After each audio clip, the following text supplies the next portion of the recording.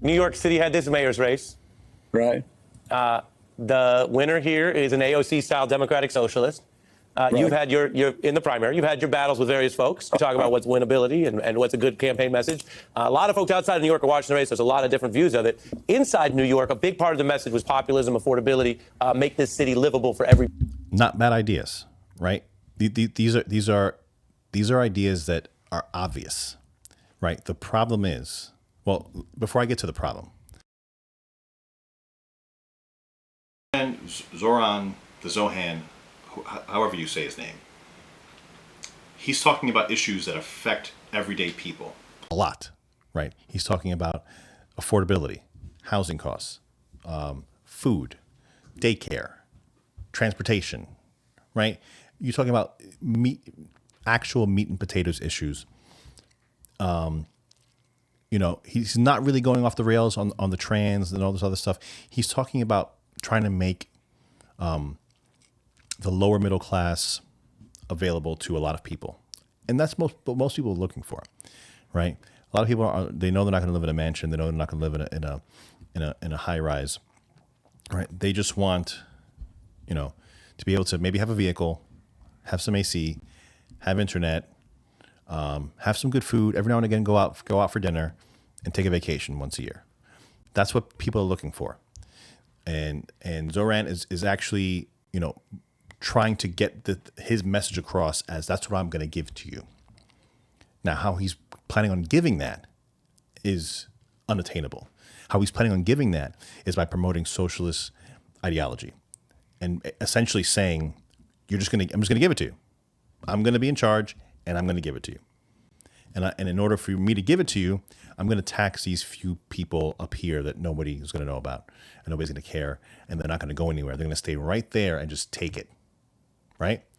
The business owners, the business hike, hike that he's proposing is astonishing, and he keeps saying, "Oh, it's just the same as in Jersey. If they can pay it in Jersey, they can pay it here." Yeah, let's see how that works. Right? It's a 5% increase. It's massive. It's a massive increase for businesses especially we're talking about a restaurant whose margins are paper thin, right? You're talking about grocery stores and stuff like that. These are not massively profitable enterprises, right? You got to understand that. An extra 5% on top of what they're already paying, which is an absorbent amount of rent and this is commercial rent. He's not talking about helping commercial rent. He's talking about freezing of rent across the entire city for low income, which would absolutely decimate the market, right? You want to talk about people that, landlords that are already, they're fleeing the city. They don't want to do business here anymore. Nobody's building like regular buildings anymore. I mean, it's a disaster. It's a disaster. And you know what? Essentially, as I feel bad for it, I think the city kind of needs to get what is going to get what it deserves with him. Hopefully, he's going to drive it into the ground. And the only thing I'm worried about is that he can pivot and say, it wasn't me, it was this thing, right? And just point to something else saying that is what the issue is and just pivot away from it. Because he's very well spoken, good looking guy.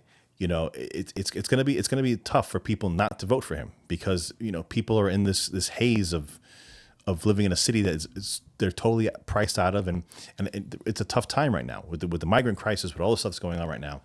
He's flying in as like Batman saying he's going to save the city. He's just saying he's going to save it with socialism. Not the best idea. It's been done before. Doesn't work. Let's see what the old man has to say over here. Everybody again. A lot of people found that to be an uplifting message, although he may have other demerits, including figuring out how he speaks about foreign policy and other issues, which also matter to a lot of people in New York. So I'm not painting it with one brush. But your thoughts on the results, are they relevant to the Democrats and the rest of the country or not? I think they are, because he never got out of talking about affordability and how they met this and everything. Yeah, he had some, I would say, esoteric positions. People uncomfortable, but they look beyond that. And I think the message is that's what we got to talk about. And we talk about the big, beautiful bill. We got to talk about how this is going to increase cost on America. Cost of living is going to go up for most average Americans, and there's real power in that. Governments fell all around the world on this issue of cost of living. We probably lost the presidency because of it was a big contributing factor to us losing the presidency. So let me make sure I'm hearing you right. You think Zoran was right to hammer affordability? I absolutely do. And yes, he absolutely understood what. And this is the thing, right? Whether you're MAGA or I mean, James Carville, he's the number one leftist, top leftist Democratic strategist, ever, one of the most well known. I didn't know what he was going to say, but we agreed on that, right? We can, as long as you're able to step back, you can look at people that you absolutely just totally disagree with, and still see that there's a common thread there. You can still see there's something there. He's talking to people. They're listening because his message is resonating. Like you can see, like, people are struggling, right? The unfortunate thing is the prescription of how he's going to solve that. It's not something that's going to work. It will never work. It may work in the short term for a little while until you start running out of money. And you always do. Because the people that you're taxing at greater percentages, they just start leaving over time. And this is what people don't understand, right? Maybe they don't all leave, but a percentage of them will, right? Because they have money. So if a percentage of them leave, then that leaves the burden even greater on the ones that remain. And then you try to squeeze them even more. And then some of them leave.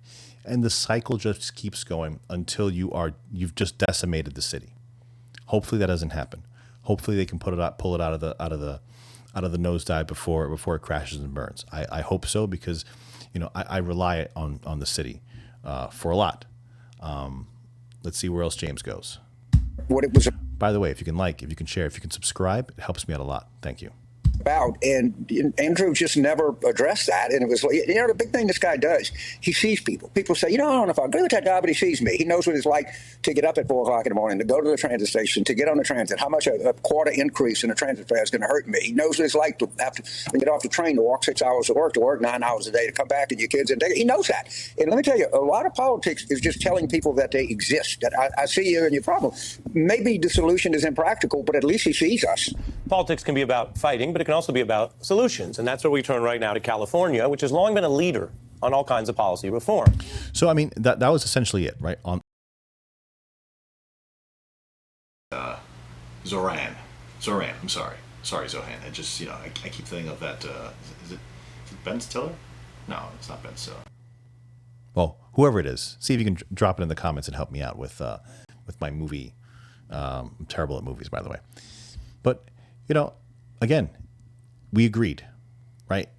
A very far to the left guy and, a relatively far to the right guy. Like I said, I'm more of a libertarian. I don't know. It's kind of like a dirty word now. But, we agreed on what Zoran did correctly in terms of the politics of it, right? Not so much in the execution, right? Because the execution, even he also agrees, is not the right way to do it, right? Democratic socialism is not really a thing. It's just socialism. And then socialism is just communism eventually. You're taking baby steps in. You're putting in your big toe first, and then you're putting in your feet. You're getting used to the water, and then you take a full deep dive into communism, and you kill everybody. That's essentially how it goes. But yeah, James is a relatively old school Democrat, right? So he was part of the abortion was legal, safe, and rare, and don't ask, don't tell, and those types of Democrats that a lot of people actually find endearing now, right? Because it's just not insanity, it's not lunacy. Right, there's a string of like reasonableness with them that the current day left doesn't really have, the AOCs and the Zorans, but if they stick to issues that people care about, people will vote for them, because all they're doing is they're saying, this is your pain, and I'm going to try to fix it. People don't really listen to the second part as to how they're going to try to fix it. They just want to hear you say that I know what the issues are. And that's what he was saying. He was saying what the issues are, because they are the issues, especially in New York City. Thanks a lot, guys, for coming out. Like, share, subscribe, follow me on X, 6283Talk on X. Maybe we can have a conversation there. If you drop down in the comments, I will respond to any comment, no matter how horrible or great it is. I'll definitely respond to you. Thanks a lot, guys, for coming out. We'll see you in the next video.